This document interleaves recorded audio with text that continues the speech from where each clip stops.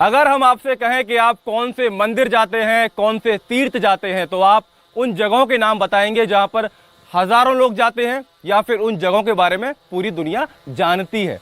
लेकिन इसी धरा पर, इसी भूमि पर, इसी देश में हजारों ऐसी जगह हैं जिनके बारे में ना तो हम जानते हैं और ना ही आप जानते हैं। उन जगहों के बारे में या तो वहाँ के स्थानीय लोग जानते हैं, वहाँ के चमत्कारों के बारे में या तो कोई साधु संत ही जानते हैं। उन्हीं में से एक जगह है छत्तीसगढ़ का कांकेर जिला और कांकेर जिले का बिहावापारा गांव। इस गांव में यह कहा जाता है कि इसी भूमि पर वेद व्यास जी ने, ऋषि वेद व्यास जी ने तपस्या की और सालों तपस्या करने के बाद उनको ऐसी शक्तियां प्राप्त हुई, इतनी विद्या प्राप्त हुई कि उन्होंने आगे चलकर महाभारत को रचा और गणेश जी ने उसे बाकायदा लिखा। और इसी भूमि को लेकर तमाम तरीके के चमत्कारों की बात कही जाती है। कहा जाता है कि यहाँ पर वेद व्यास की पहाड़ी है, जिस पहाड़ी पर इस वक्त हम खड़े हुए हैं और आप ये तस्वीरें देख रहे हैं। कहा जाता है कि इसी पहाड़ी पर रात के समय एक ऐसा चमत्कार होता है जिसे आसपास के गांव वाले टकटकी लगाकर देखते हैं। चमत्कार कुछ ऐसा कि रात के समय एक बड़ी सी ज्वाला उठती है, एक बड़ा सा दीपक मान लीजिए जो किसी पर्वत के ऊपर जोर जोर से जल रहा हो, और वो आग, वो अग्नि, वो दिव्य ज्योति आसपास के गांव वालों को दिखाई देती है। यह है बिहावापारा गांव, जो कि राजधानी दिल्ली से तकरीबन 1300 किलोमीटर दूर है। चमत्कारों और रहस्यों से गुथी इस कहानी के एक एक पन्ने ने हमारी दिलचस्पी को बढ़ाया था। हमें बताया गया था कि व्यास पहाड़ी अलौकिक शक्तियों का घर है।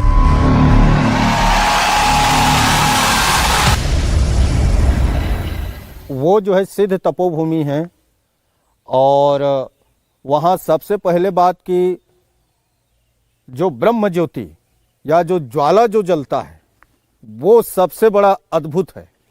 ज्वाला के साथ वहाँ पे शंख, झालर, घंटा ये स्वमेव बजने लगते हैं। ऐसी शक्तियां जो इंसान की समझ के पार है। अगर उस पहाड़ में कोई चला गया, मतलब इस पीठ में जो है कोई आ गया, व्यास पीठ में, अगर किसी को प्यास लगा है, अगर जल की व्यवस्था नहीं है, तो स्वमेव कहीं पे जो है तालाब प्रकट हो जाना, फिर आदमी उसमें स्नान करते हैं, जल पान करते हैं, फिर वो तालाब का दृश्य हो जाना।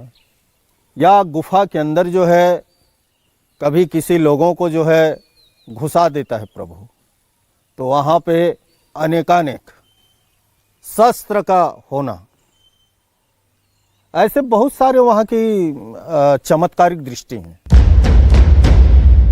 दावा तो ये भी था कि वेद विशारद और महाभारत के रचयिता वेद व्यास को मां सरस्वती ने उसी स्थान पर आशीर्वाद दिया था।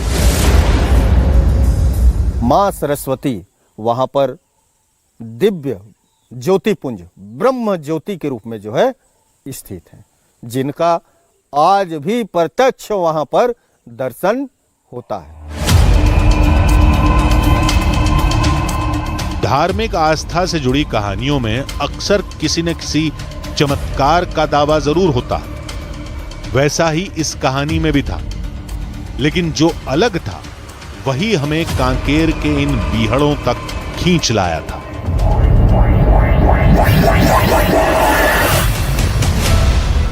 वो था दिव्य ज्योति का रहस्य, एक ऐसी रोशनी की कहानी होता है। तो अपन जो है तो गांव की तरफ से क्या है कि गांव के जो खेती खार है वो लगा हुआ है, तो आदमी जो है तो इधर फैले हुए रहते हैं, तो फिर जानवर की बहुत कम खतरा रहता है। हमें देखनी हो दिव्य ज्योत तो कैसे दिखाएंगे?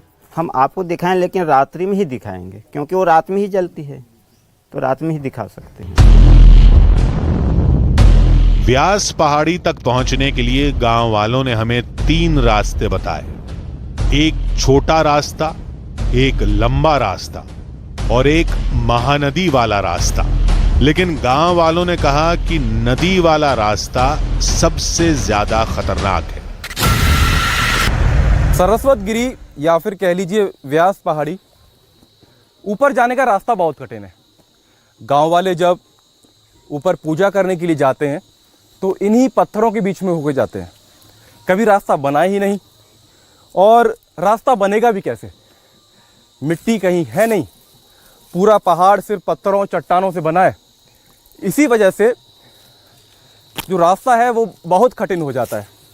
तो आप देख ही रहे हैं, हर तरफ पत्थर बिखरे पड़े हैं, और इन्हीं पत्थरों के बीच होकर रास्ता बनाते हुए हमारी टीम भी सरस्वती गिरी पर पहुंचेगी, व्यास पहाड़ी पर पहुंचेगी।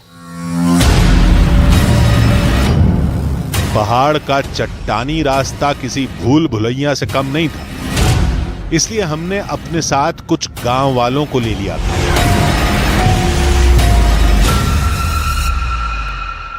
व्यास पहाड़ी दंडकारण्य जंगल का हिस्सा है, और जंगल है तो तमाम तरीके के खतरे भी हो सकते हैं। इसीलिए अकेले जाने की हमारी हिम्मत नहीं हुई, तो गांव वालों का सहारा लिया। गांव वालों ने कहा कि हम आपके साथ चलेंगे और आपको दिखाएंगे कि व्यास पहाड़ी पर आखिर किस जगह दिव्य ज्योति जलती है। इसलिए सभी गांव वालों के साथ अब हम भी व्यास पहाड़ी के ऊपर चलने के लिए तैयार हो गए हैं, और अब चढ़ाई हमने शुरू कर दी है।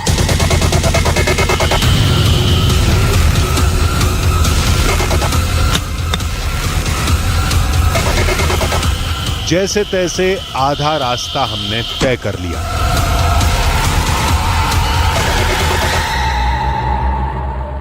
व्यास गुफा की तरफ बढ़ते हुए हमने तकरीबन आधा रास्ता पूरा कर लिया है, और ये बड़ी बड़ी चट्टानें आप देखकर समझ सकते हैं कि कितना कठिन ये रास्ता है, कितना कठिन ये सफ़र है, क्योंकि हर तरफ आपको सिर्फ बड़ी बड़ी चट्टानें देखने को मिलेंगी, और इन्हीं चट्टानों को पार करते हुए हमें व्यास गुफा तक जाना है, जो कि व्यास पहाड़ी सरस्वती गिरी के एकदम ऊपर बताई जाती है। और तकरीबन 3 किलोमीटर की चढ़ाई हम इस वक्त कर चुके हैं, और अभी इतनी ही चढ़ाई और बाकी है।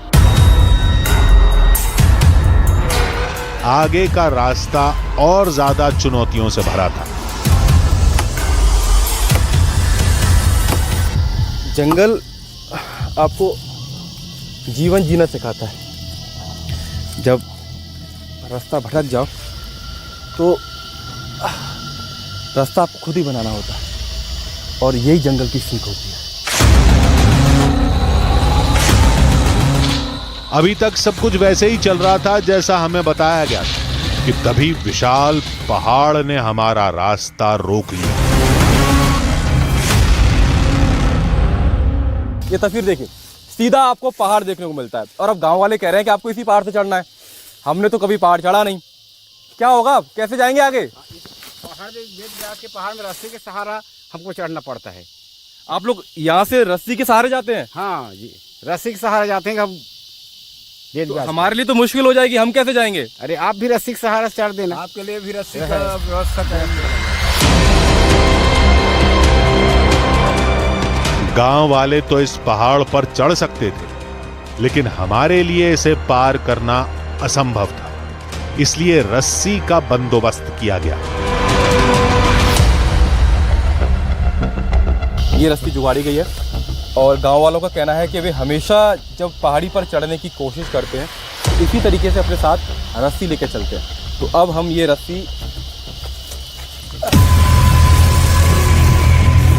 रस्सी को विशाल चट्टान से बांध दिया गया,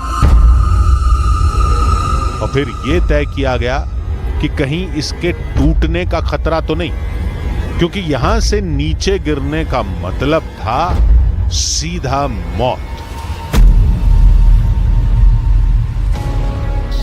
बिना गांव वालों के ये सफर बहुत मुश्किल है। गांव वालों की आदत होती है तो उनके हाथ नहीं कटते हैं, और जो मैं महसूस कर पा रहा हूं, ओ गांव वालों की मदद से ये रस्सी बंदी हो, एकदम सीधी पहाड़ी है।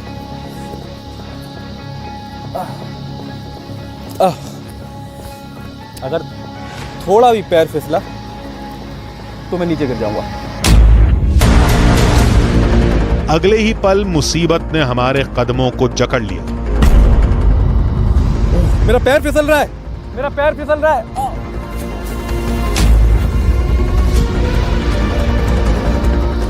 सोचिए, गांव वाले हमेशा इसी रास्ते से पार कर सकते हैं। जैसे तैसे रस्सी के सहारे मुसीबत पार हुई। लेकिन अब हमारी नादानी हम पर भारी पड़ गई, क्योंकि हमारे पास पानी खत्म हो चुका था। प्यास लगी है, पानी खत्म हो गया है और घने जंगल में पानी का कोई स्रोत भी नहीं है। हमें डिहाइड्रेशन का खतरा था, लेकिन कुएं में जो पानी था वो हमें और बीमार कर सकता था। अब जंगल के पानी के सहारे हैं, लेकिन दुविधा यह है कि पी सकते हैं पानी क्या? ना, ये पानी पीने लायक नहीं है। अचानक पानी की कमी के असर ने अपना रंग दिखाना शुरू कर दिया।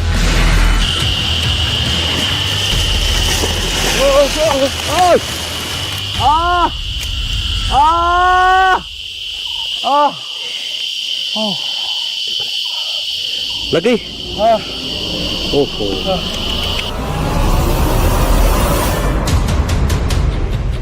दिमाग अब काम करना बंद कर चुका था।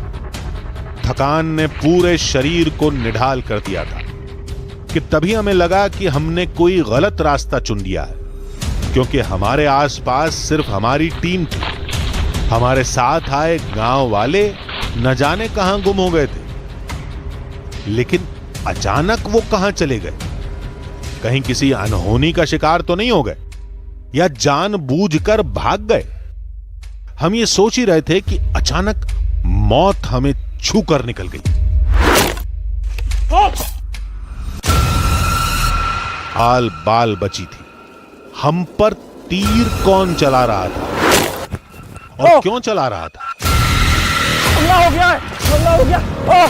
ये हमारी समझ से बिल्कुल परे था, लेकिन इतना जरूर समझ आ गया था कि ये जो भी हैं वो ये नहीं चाहते कि हम वेद व्यास की पहाड़ी तक पहुंचें, मां सरस्वती की ज्योत का रहस्य सुलझाएं।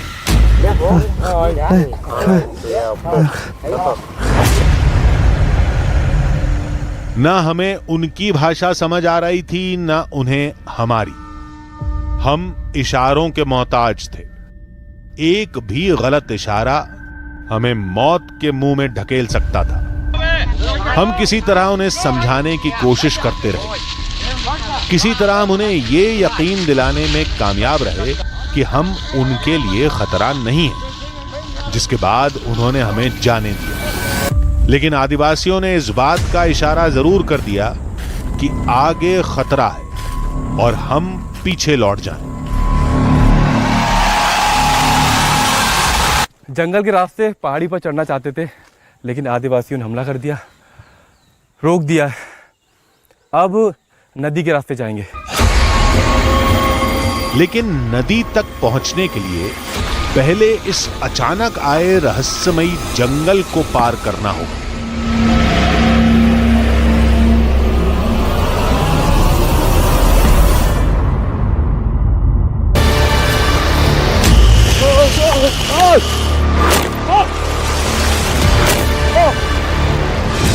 इंसान का दिमाग बुरे अनुभवों को जल्दी भूल नहीं पाता, इसलिए जैसे जैसे हम इस बियाबान रास्ते को पार करने की कोशिश कर रहे थे, हमारे साथ हुआ एक एक हादसा, एक एक किस्सा किसी भयानक तस्वीर की तरह गुजरता जा रहा था। भले ही आदिवासियों ने हमें छोड़ दिया था, लेकिन हमें तो यह भी बताया गया था कि रास्ते में और कैसे कैसे खतरों का सामना करना पड़ सकता है। ये जो व्यासपीठ, ये जो पहाड़ है, ये बहुत ऊंचा में है और ज्योति पुंज तो दिन को जलता नहीं है, वो रात को ही प्रज्वलित होता है। अब जब रात को प्रज्वलित होता है तो उस पहाड़ पे जो है भालू, तेंदुआ, चीता, ये सब जानवरों की वहाँ पे जमवाड़ा है, तो वहाँ पे देखने कौन जाए? यानी अब अगर किसी जंगली जानवर से सामना हुआ तो उससे कैसे बचेंगे, क्योंकि यहां न तो साथ देने के लिए गांव वाले थे और ना ही हमारे पास कोई ऐसा हथियार जिससे हम खुद को बचा पाते। व्यास पहाड़ी और उस दिव्य ज्योति की कहानी को समझने के लिए कितनी और मुसीबतों का सामना करना होगा, ये बात हमारी समझ से परे जा चुकी थी। तभी अचानक हमारा सामना लंगूरों के एक बड़े झुंड से हो गया। ये झुंड इतना बड़ा था कि हम पर हमलावर भी हो सकता था, लेकिन शायद वो हम पर हमले के मूड में नहीं थे, बल्कि वो हमें किसी अनजान खतरे से आगाह कर रहे थे। लंगूर चीख रहे थे, शायद उन्होंने किसी खतरे को देख लिया था, झाड़ियों में छिपे किसी खूंखार शिकारी को जो हम पर अपनी नजर बनाए हुए था। और तभी हमारा सामना एक विशाल काय भालू से हो गया। जैसा अंदेशा था वही हुआ। गांव वालों ने कहा था कि पहाड़ पर ऊपर आपको जंगली जानवर देखने को मिलते हैं। भालू नीचे उतर आया है। ये देखिए खतरा बहुत ज़्यादा है। यहाँ पर पीछे हटना होगा यहाँ से, क्योंकि जंगली जानवर है, हमला कर सकता है। और ये लगातार कहा जाता है कि इस पहाड़ी के ऊपर कई तरीके के जंगली जानवर रहते हैं जो शाम के समय नीचे उतरते हैं। किसी इंसान की मौजूदगी को भालू कई किलोमीटर दूर से महसूस कर सकता है, और ये भालू तो हमसे महज कुछ मीटर की दूरी पर था। कुछ भी हो सकता था। भालू घूर रहा है और अब पीट करके वापस जाता हुआ। तो अब एक बार ये चला जाएगा, ये देखिए बार बार रुक रहा है। एक बार जब चला जाएगा तो फिर से दोबारा से हम आगे का सफ़र तय करेंगे।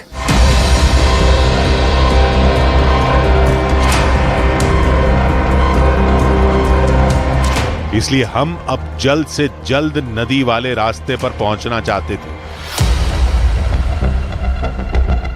व्यास पहाड़ी पर जाने के लिए हमने सड़क का रास्ता चुना, और सड़क के रास्ते से जब हम जंगल में भीतर घुसे तो हमें आदिवासियों ने रोक दिया।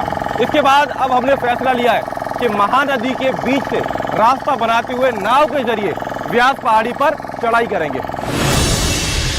हमने व्यास पहाड़ी तक जाने के लिए रास्ता जरूर बदला था, लेकिन खतरा जरा भी कम नहीं हुआ था।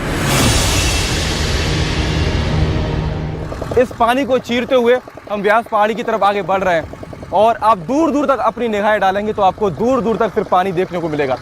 और हमारी मंजिल की तरफ जब हम बढ़ रहे हैं तो हमारे मन में यही है, क्योंकि आम रास्ते से जब आप जाते हैं तो उस रास्ते पर लोग मिलते हैं, खतरा कम होता है। लेकिन क्योंकि ये रास्ता नदी के होते हुए है, और नदी से जब आप किसी टापू पर पहुंचते हैं तो वहाँ पर जंगली जानवर भी हो सकते हैं, और ऐसे में ये खतरा ज़्यादा है।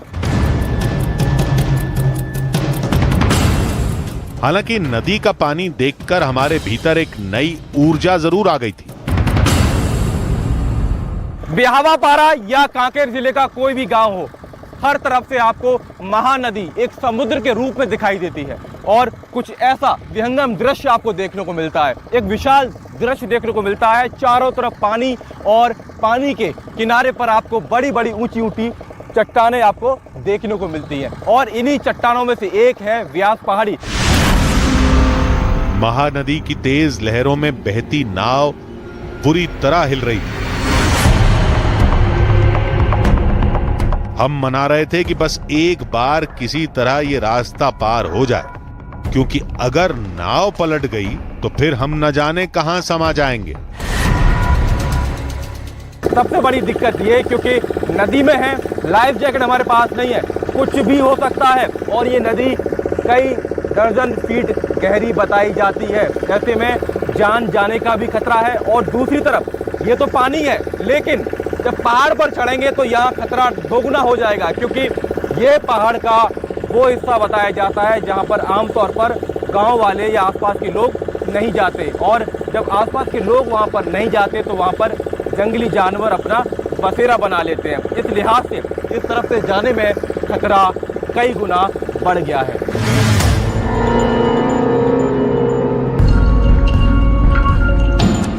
कोई अनहोनी नहीं हुई, नाव किनारे लग गई। तो महानदी होते हुए हम व्यास पहाड़ी पहुंच चुके हैं, और ये व्यास पहाड़ी का वो हिस्सा है जो आधे से ज़्यादा पानी में डूबा हुआ है और अब यहाँ पर खतरा ज़्यादा है, क्योंकि हम लगातार जो आपको बता रहे हैं कि ये वो हिस्सा है जहाँ से आमतौर पर लोग और गांव वाले नहीं जाते। और अब हम व्यास पहाड़ी के इस छोर से चढ़ाई करने वाले हैं और उस गुफा तक जाएंगे जहाँ पर ये कहा जाता है कि रात के समय एक दिव्य ज्योत जलती है। कुछ देर के सफर के बाद अचानक हमने वो देखा जिसका हमको यकीन नहीं था। ये वही रास्ता था जो हमारे साथ हुए हादसे के बाद अचानक गायब हो गया था। सरस्वत गिरी या व्यास पहाड़ी, आप जो चाहे से कह लीजिए। व्यास पहाड़ी के ऊपर कई सारी गुफाएं हैं, लेकिन सबसे कठिन और जटिल रास्ता व्यास गुफा के पास पहुंचने का है, क्योंकि ये गुफा व्यास पहाड़ी पर बाहर की तरफ है, चट्टानों के बीचों बीच है। इसीलिए यहाँ पर गांव वाले भी कम आते हैं और जैसे ही जब शाम ढलती है तो जंगली जानवरों का खतरा भी यहाँ पर बढ़ जाता है। कुछ घंटों की तलाश के बाद हमें एक गुफा दिखाई दी। क्या यही महर्षि वेद व्यास की गुफा थी? क्या यहीं उन्होंने तपस्या की थी? रोमांच से रोंगटे खड़े हो रहे थे। तो आखिरकार हम पहुंच गए हैं व्यास पहाड़ी के ऊपर, व्यास गुफा के एकदम भीतर। और शायद जो दावा किया जाता है कि इसी पहाड़ी से एक लौ दिखती है, एक दिव्य ज्योति दिखाई देती है। भीषण गर्मी के समय में भी ये गुफाएं बेहद शीतल रहती हैं, बेहद ठंडी रहती हैं। लेकिन अगर आप इन गुफाओं को देखेंगे तो आप डर सकते हैं। डर इसलिए सकते हैं क्योंकि इन गुफाओं के आसपास कुछ ऐसे रास्ते यहां पर देखने को मिल रहे हैं जो कहां तक जाते हैं किसी को नहीं पता। गांव वाले कहते हैं कि इन गुफाओं में वे एक सीमित दायरे तक ही भीतर जा पाते हैं। अंत में ये गुफाएं काफी गहरी बताई जाती हैं। हालांकि इस पूरे इलाके में ये कहा जाता है कि भालुओं की तादाद बहुत ज्यादा है और ऐसे में इस बात से बिल्कुल हैरानी एक तरीके से उसको नकारा नहीं जा सकता कि यहाँ पर भालुओं की मौजूदगी हो, क्योंकि इन गुफाओं के भीतर ही कई भालू पहले देखे गए हैं और ये दावा गांव वाले करते हैं। गुफा के अंदर हम आगे बढ़े तो हमारी मुलाकात एक शख्स से हुई जिसने हमें वेद व्यास गुफा से जुड़ी चौंकाने वाली कहानियां बताई। वो ज्योत जो दिखाई देती है वो ऊपर से पहाड़ी पर आके दिखाई देती है, ऐसे गांव में से ही दिखाई देती है? गांव में से भी देखते हैं, ऐसे पहाड़ी भी तो आके नहीं देखे हैं, गांव से दिखता है। इस जंगल में कौन कौन से जानवर हैं, किस तरह के जानवर हैं? यहाँ भालू भी है, चीता भी है और कई प्रकार के जानवर हैं। लोग ऐसा मानते हैं कि इसी वेदव्यास की पहाड़ी पर यहाँ पर वेदव्यास जी ने तपस्या की और अब इस गुफा के आसपास से ही एक दिव्य ज्योत दिखाई पड़ती है जो रात के समय एक लौ बनकर इस पहाड़ी के ऊपर से ऐसे उठा करती है। बड़ा कैमरा गुफा के ज्यादा अंदर तक नहीं जा सकता था, लिहाजा छोटे कैमरे के सहारे हमने गुफा का वीडियो बनाना जारी रखा। यहां पर इतनी ही जगह है कि एक आदमी जा सकता है। तो अब हम इसके अंदर जाने की कोशिश कर रहे हैं और ये देखिए कितना गहरी ये गुफा है और जहाँ तक टॉर्च जा रही है, जहाँ तक रोशनी जा रही है, वहाँ तक हम यहाँ पर जाने की कोशिश कर रहे हैं। कुछ वक्त पहले ही हम भालू से बचे थे और यहाँ भी भालू के होने का खतरा था। गुप्त अंधेरा है, जिसे गुप्त अंधेरा कहते हैं। ये खतरनाक हो सकता है क्योंकि यहाँ पर कहा जाता है कि कई तरह के जानवरों का निवास हो सकता है। हमें लौटना पड़ेगा यहाँ से क्योंकि इसके आगे नहीं जा पाऊंगा।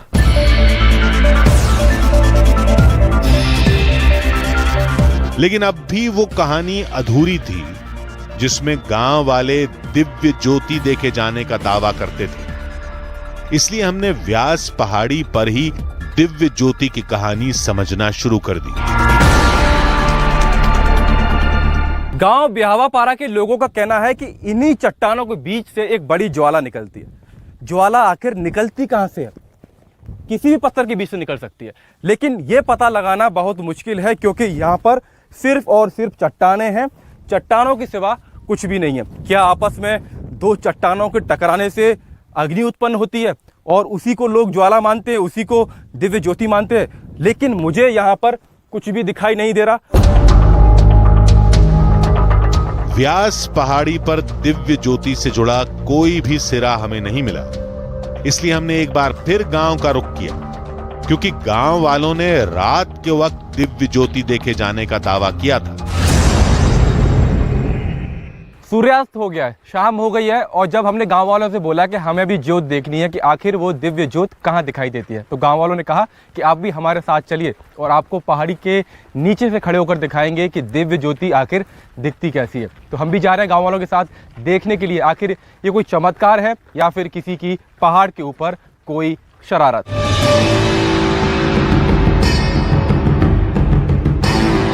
शाम जैसे जैसे ढलती गई, गांव वालों का जमावड़ा बढ़ता गया। हर किसी को मां सरस्वती की ज्योत स्वरूप का दर्शन करना था। दिव्य ज्योत कहाँ दिखाई देती है आप लोग को? पहाड़ी के ऊपर दिखाई देते हैं ज्योत। इधर इधर कम से कम ये 100 साल से 1000 साल हुई, पर हम भी नहीं जाने, पहले से जो जलता था।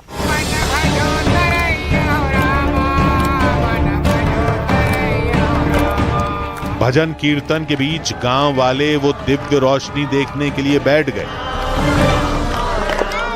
ब्यावापारा गांव में कोई मंदिर नहीं है, ना ही कोई धाम है। कोई त्योहार होता है, कोई पर्व होता है या किसी की जयंती होती है तो पूजा व्यास पहाड़ी के ऊपर ही होती है। अब आप देखिए, दिव्य ज्योत देखने के लिए यहाँ पर सभी ग्रामीण इकट्ठा हुए थे और दिव्य ज्योत के इंतजार में अब यहीं पर ही कीर्तन शुरू हो गया है। वक्त बीतता जा रहा था, लेकिन उस रोशनी का कहीं अता पता नहीं था जिसका गांव वालों ने दावा किया था। करीब 2 घंटे हो गए, लगातार भजन कीर्तन तो हो रहा है, लेकिन जो दावा किया गया कि दिव्य ज्योति दिखाई पड़ेगी, वैसा अभी तो कुछ प्रतीत यहाँ पर नहीं हो रहा है। बाबा 2 घंटे हो गए, कब दिखाई देगी? हाँ दिखाई देगा, पक्का पक्का दिखाई देगा। और फिर वो हुआ जिसकी कहानियां हमें सुनाई गई थी। ये कैसा चमत्कार है, ये कैसा चमत्कार है। गांव वाले जैसा दावा कर रहे थे, एक वैसी ज्योत अब हमको पहाड़ के ऊपर देखने को मिल रही है, व्यास पहाड़ी के ऊपर देखने को मिल रही है। ये किसकी ज्योत है, आप क्या मानते हैं इसे? सरस्वती वेद व्यास एक रोशनी आसमान में चमक रही थी। देखिए, मैं आपको अपने कैमरे दिखाने की कोशिश कर रहा हूं। गांव वाले जिस ज्योत का घंटों से इंतजार कर रहे थे, वो ज्योत सामने है। ऐसा चमत्कार ये गांव वाले ही मानते हैं। मेरा कैमरा उतना वहां तक नहीं पहुंच पा रहा। देखिए, आपको हल्की सी रोशनी इसमें दिखाई पड़ेगी और अब